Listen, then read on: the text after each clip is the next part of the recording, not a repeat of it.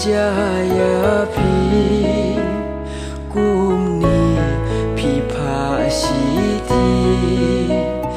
jing kemen ngadang ap na pi da jing smau si pi pha siti jing shisha nga kwa tiep balai kumne pi long yet ngas ngo sia ngas ngo kende ka e balaja ngas ngo ting shisha nga kwa tiep ka jing shisha ngan wat ka jing shisha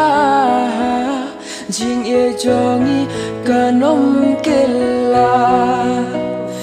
niang afis ngau tu bakla ba ingan wat gajing shisha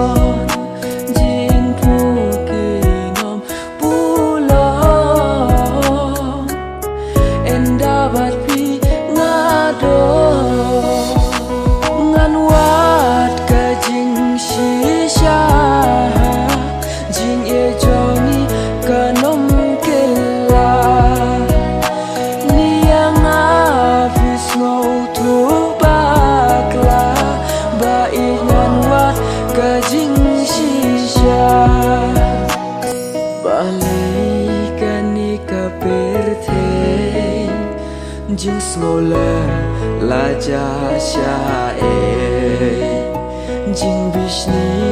ka khang lin ti le se ya jing ye jong mi jing shisha nga kwa tiep balai kum ne pi long yet ngas ngo sia ngas ngo kende ka e balaja ngas ngo ting shisha nga kwa tiep ka jing shisha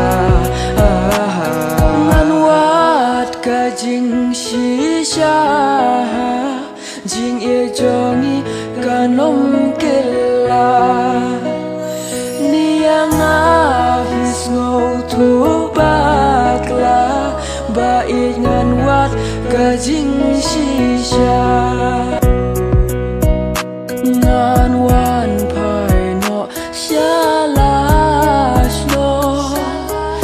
shaba pi don jin tu kinom pulo endabat pi ngado ngan wan pai no shalash no shaba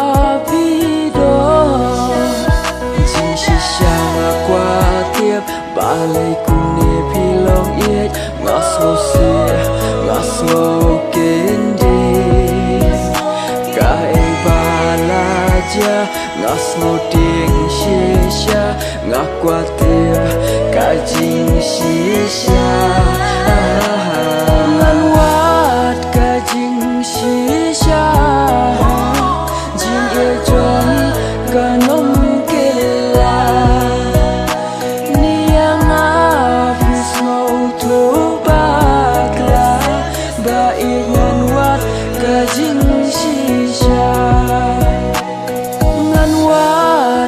jing shisha jing e jongi kanom kela